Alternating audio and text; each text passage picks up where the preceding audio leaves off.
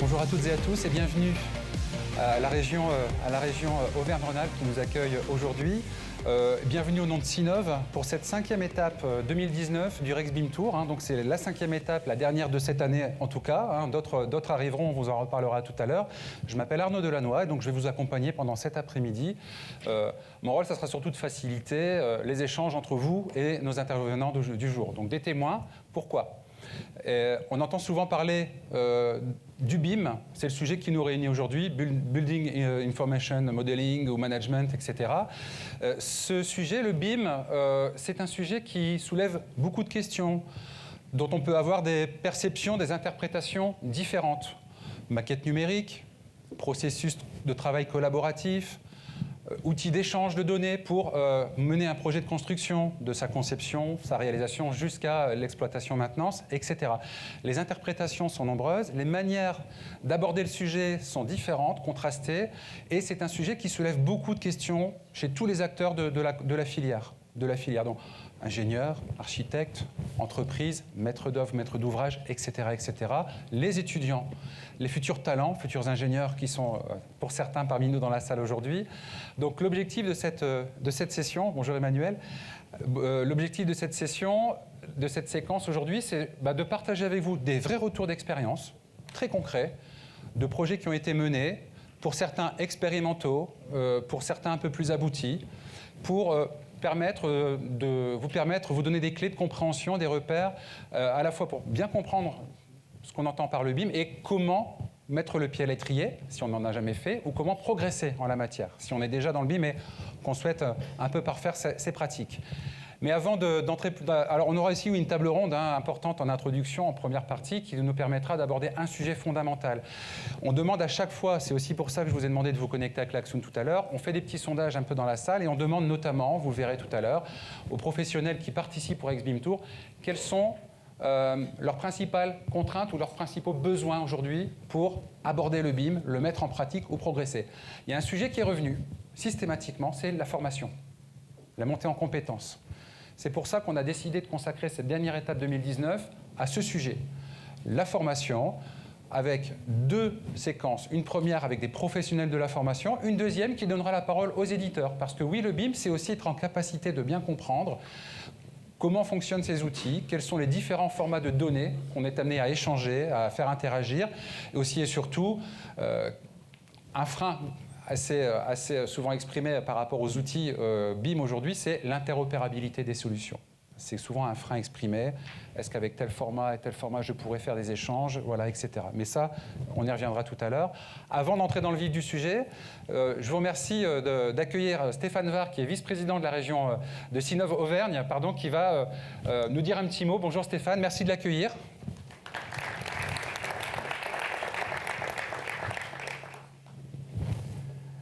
Alors, bonjour Stéphane. Bonjour à tous. Bien près du menton. Oui.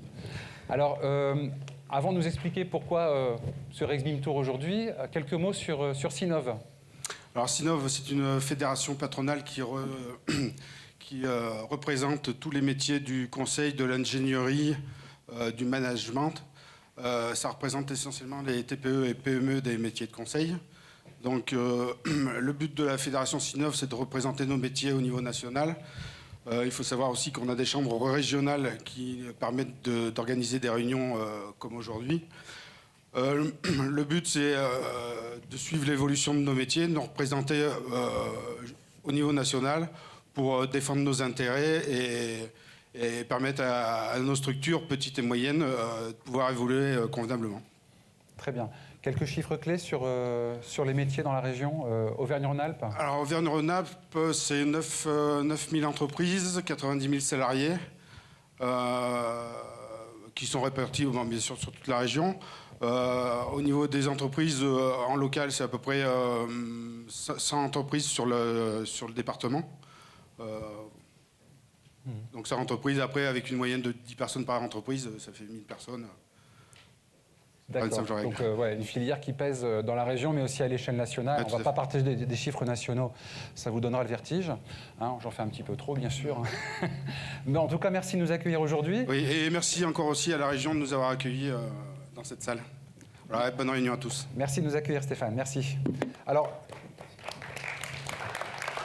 Alors, le sujet qui nous réunit aujourd'hui, au-delà du BIM, on va parler aussi de transition numérique, transformation digitale, etc. C'est un sujet dont l'État se saisit et qui souhaite accompagner, favoriser, impulser, notamment auprès des entreprises qui viennent d'être citées. Pour nous expliquer dans quel contexte aussi, à quelle dynamique participe cet événement, le RexBIM Tour, je vous remercie d'accueillir Yves Lafoucrière, qui est le président du plan BIM 2022 et qui va nous expliquer... en quelques mots de quoi s'agit-il, le plan BIM 2022. Bonjour et bienvenue. Bonjour à tous.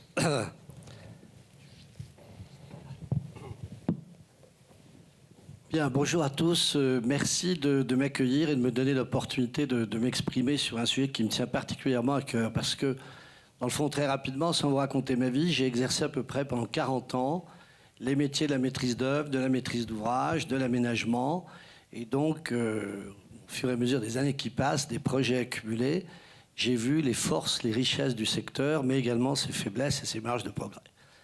Et lorsque le ministre m'a donné l'opportunité de prendre la présidence du plan BIM 2022, je me dis, voilà une opportunité unique, je dirais, pour transmettre. Je suis à un âge où c'est intéressant de parler de transmission, et je trouve que la pratique que j'ai eue pendant une quarantaine d'années, et l'organisation du plan BIM dont je vais vous parler, c'est un moyen assez intéressant de faire en sorte que ce secteur de la construction s'empare globalement de la transformation numérique. Alors je dois vous dire que... Le plan BIM, oui, pardon. Alors j'y viens. Oui. Je dois vous dire que lorsque Gilles Charbonnel, président de ADN Construction et qui est l'un des pilotes du plan BIM, m'expliquait au printemps dernier que déjà Sinov avait engagé une série de tournées dans les régions, et aujourd'hui c'est la 5e étape, vous l'avez rappelé tout à l'heure, je me suis dit c'est une idée formidable, et donc j'avais dit à Gilles, je viendrai, je tiens à venir à une des étapes, c'est pour ça que je suis venu aujourd'hui pour témoigner de la façon dont je vois les choses en tant que président du plan BIM 2022. Donc très rapidement, si vous voulez, le plan BIM 2022, c'est après des années du plan national de transition du bâtiment, transition numérique du bâtiment, qui avait été porté essentiellement par Bertrand Delcambre, l'ancien président du CSTB. C'était les pionniers, c'était les gens qui, les experts, voyaient loin, savaient avant tout le monde ce qui allait se passer en matière de transformation numérique. C'est le fameux PTNB. C'est le fameux PTNB. Donc le PTNB s'est terminé fin 2018, il y a un an, et il y a un an a été signé le plan BIM 2022, qui réunit 18 organisations professionnelles, toutes les organisations professionnelles du secteur de la construction.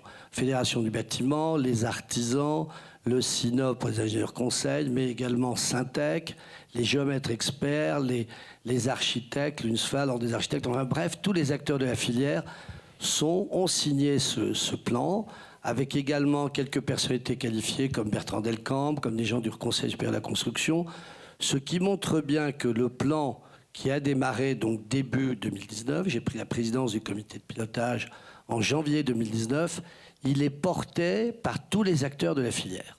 Et ça, c'est quelque chose d'extrêmement important. On n'est plus à un plan qui est porté soit par des hauts fonctionnaires, soit par des experts métiers.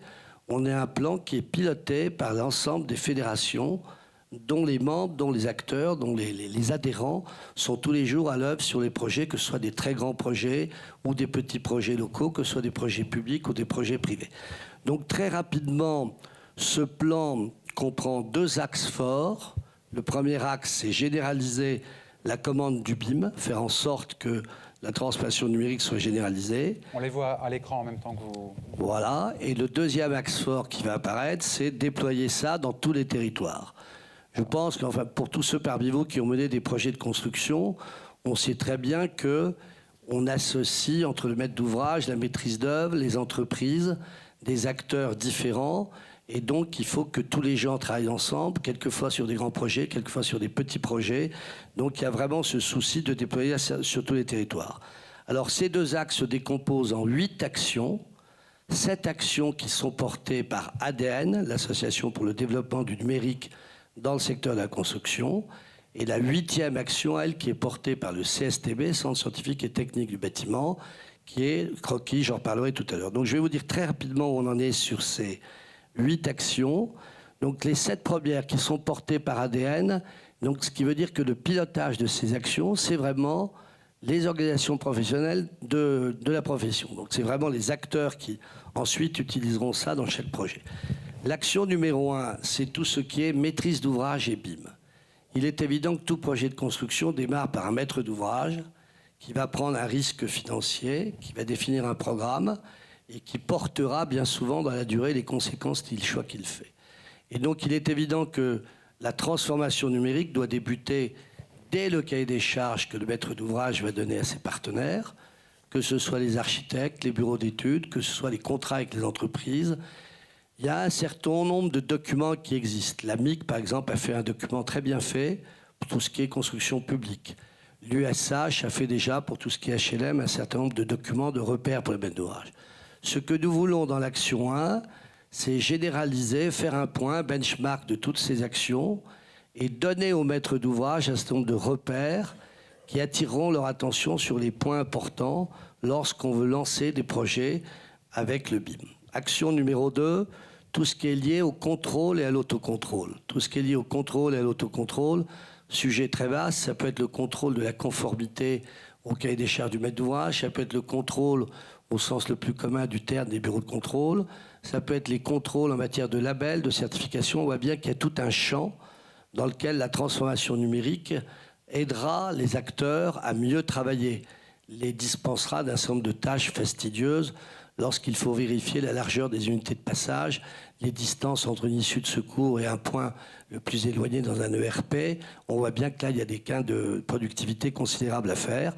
Et cette action est en cours, elle est pilotée par COPREC. COPREC, c'est l'organisation syndicale de tout ce qui est bureau de contrôle. À chaque fois, il y a un pilote par action, je dirais, qui est plus légitime sur les bureaux de contrôle. COPREC est plus légitime, si je puis dire, que les géomètres experts. Action, je vais vite parce que je sais que vous avez l'après-midi assez dense.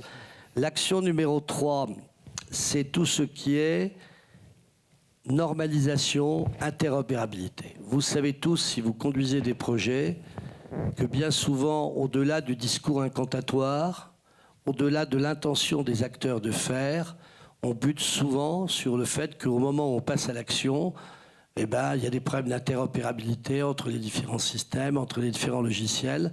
Et à ce moment-là, ça pourrait décourager un certain nombre d'acteurs. Donc il est très important qu'on avance là-dessus et c'est le but de l'action numéro 3. L'action numéro 4, c'est l'observatoire de l'avancement de la pénétration du BIM en France. Nous comptons sortir des premiers résultats d'enquête pour BIMworld fin mars 2020. Je vous donne rendez-vous, BIMworld fin mars 2020, le 30 mars. Nous présenterons les premiers résultats. L'idée sera après de mesurer, année après année, comment le BIM avance sur les territoires, dans les différents métiers, sachant, je n'ai pas le temps de rentrer dans le détail là, que derrière le mot BIM, il convient de préciser, suivant les métiers, ce qu'on entend par cette transformation numérique. L'action numéro 5, c'est tout ce qui est outils et montée en compétences, toutes les questions de formation. Vous l'avez évoqué tout à l'heure, c'est un sujet majeur. Et on va creuser le sujet avec Gilles Charbonnel. Vous allez approfondir, donc je vais être rapide là-dessus. Ce qui me paraît certain, c'est que autant les problèmes financiers d'achat de logiciels sont une chose, autant les problèmes de formation sont encore plus importants. Formation initiale, pour ceux qui arrivent, première formation. Formation continue pour les acteurs en place, c'est quelque chose d'essentiel. Et donc, c'est l'action 5 qui est pilotée par l'INTEC, les économistes de la construction. L'action 6 aura pour but de mettre en place des grilles d'évaluation en matière de maturité du BIM. Je pense qu'il est important, notamment pour les maîtres d'ouvrage qui veulent contracter avec un bureau d'études, avec un architecte, qu'on ne soit pas simplement dans « mais est-ce que vous faites du BIM ?» Évidemment, tout le monde répondra « oui, je fais du BIM ». Mais qu'est-ce que ça veut dire? Quel est le niveau de maturité dans l'utilisation de BIM? On va essayer un petit peu d'objectiver tout ça et de mettre en place des outils permettant aux différents acteurs de mieux travailler. L'action numéro 7, c'est ce qu'on appelle, c'est la pénétration du BIM dans les territoires. Et dans le fond, aujourd'hui, ce qu'on fait, c'est déjà, vous êtes précurseur avec Sinov de cette action qu'on va prolonger au niveau du plan BIM 2022. Ça veut dire aller dans les différents territoires et mettre en valeur, faire remonter les meilleures pratiques. Parce que je pense qu'il y a beaucoup plus à travers des témoignages de très bonnes pratiques, ou voire d'échecs, d'un succès, que les autres acteurs se donnent envie d'y aller, voient les difficultés, et donc on va organiser à partir de 2020 une tournée en France du BIM Tour pour présenter un petit peu comment les choses avancent, et que sur tous les territoires, les gens, quel que soit leur métier, tous les acteurs de la filière puissent échanger localement. Voilà donc pour les 7 actions pilotées par ADN. Enfin, l'action numéro 8, c'est une seule action, mais c'est une action qui budgétairement pèse pratiquement autant que les 7 premières. C'est Croquis, la plateforme collaborative créée par le CSTB, excusez-moi, et qui monte bien en puissance, puisque aujourd'hui, je peux vous dire qu'il y a plus de 50 000 utilisateurs de la plateforme collaborative Croquis. C'est une plateforme gratuite, d'accès gratuit, en accès libre, et qui a pour but avant tout d'acculturer les acteurs de la filière à travailler ensemble à travers cette plateforme collaborative. C'est-à-dire je suis professionnel dans un des métiers de la filière construction ou étudiant, etc. J'ai envie de me tester, d'expérimenter. C'est une plateforme qui est faite tout à fait possible. C'est fait pour ça, mais c'est une expérimentation à faire, je dirais, avec d'autres acteurs de façon collaborative. Et donc ça, c'était une volonté politique du gouvernement. Son accès est gratuit pendant toute la durée du plan BIM. Donc je vous le dis, dites-le à tous, c'est une très belle opportunité pour les gens qui veulent commencer à s'acculturer aux évolutions du BIM, de travailler avec la plateforme Croquis du CSTB. Voilà, je vous ai résumé très rapidement nos 8 actions. Je voudrais, si vous me laissez encore 2 minutes, dire quelques points d'attention et quelques convictions personnelles, un peu générales, mais après je suivrai avec beaucoup d'attention tous les témoignages qui vont avoir lieu cet après-midi. D'abord, je pense que le BIM, pour vraiment réussir, doit embarquer toute la profession. Ma carrière m'a montré comment, dans la conduite des projets, que ce soit des projets simples, des projets complexes, ça ne marche bien. Le résultat, la qualité, le budget, les délais sont tenus si tous les acteurs travaillent avec la même méthode de travail. Alors à l'ancienne, on faisait des réunions de synthèse pour coordonner les plans. Grâce au BIM, je donne cet exemple parmi d'autres, eh bien on gagnera beaucoup de temps, tous les acteurs gagneront du temps, mais il faut vraiment que ça embarque tous les acteurs et bien évidemment sur tous les territoires. Et du reste, je constate avec satisfaction dans toutes les manifestations publiques qui ont eu lieu. Récemment, il y a eu les BIM d'or du Bioniteur, il y a eu les trophées de Betty Actu. On a vu au titre du BIM des projets récompensés, quelquefois un office d'HLM au fin fond du Jura, un projet magnifique. Donc il ne faut pas croire que c'est réservé simplement à la Fondation Vuitton ou à des projets de dimension internationale. Le deuxième point qui me paraît important, c'est de dire que la question n'est plus de savoir s'il faut y aller. On y est. On est tous dedans, c'est incontournable. La seule vraie question, c'est de professionnaliser la façon d'avancer. C'est-à-dire derrière le discours incantatoire sur le BIM, il faut passer d'une incantation générale à une professionnalisation. Et qui dit professionnalisation dit probablement segmentation des priorités.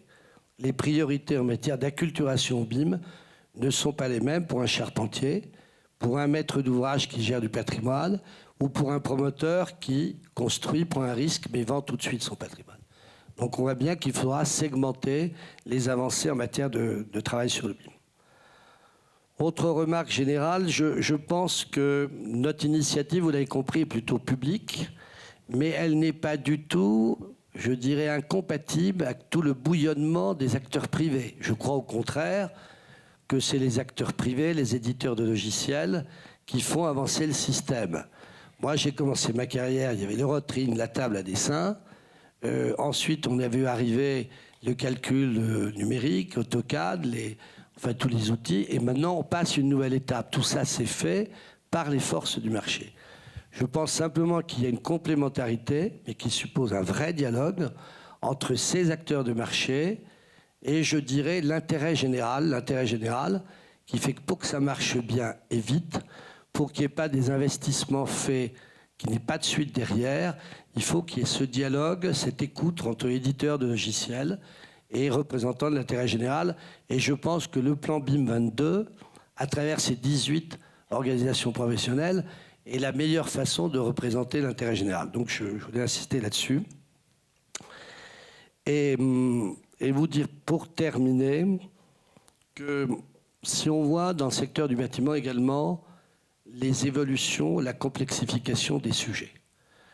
Il y a 30 ans, quand on parlait d'un problème thermique dans le bâtiment, on calculait un coefficient K, un coefficient G.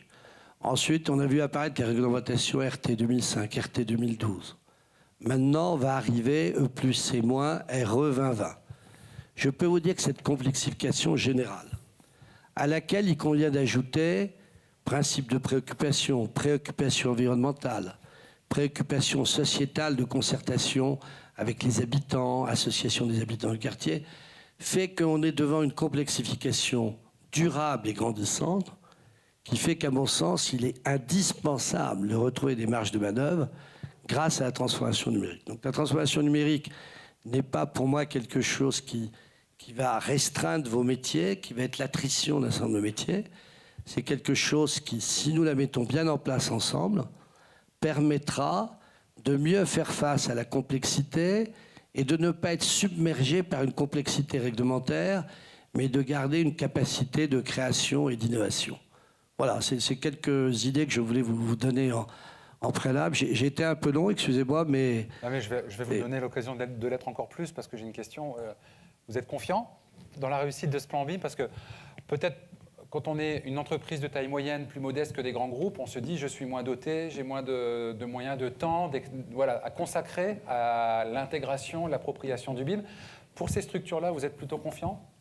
Alors, je suis tout à fait confiant. J'allais terminer mon propos là-dessus parce que c'est ce que je viens de dire récemment. C'est-à-dire l'environnement général de plus en plus complexe fait que c'est incontournable et que donc tous, on tirera les côtés positifs de cette transformation numérique à condition d'y aller, je dirais, rapidement, progressivement quand même, et en segmentant les priorités. Je pense que, encore une fois, la conjonction des acteurs du privé, des éditeurs de logiciels et des représentants de l'intérêt général des organisations professionnelles, le travail commun et ce que vous faites cet après-midi est l'illustration de ça, est la meilleure façon d'avancer.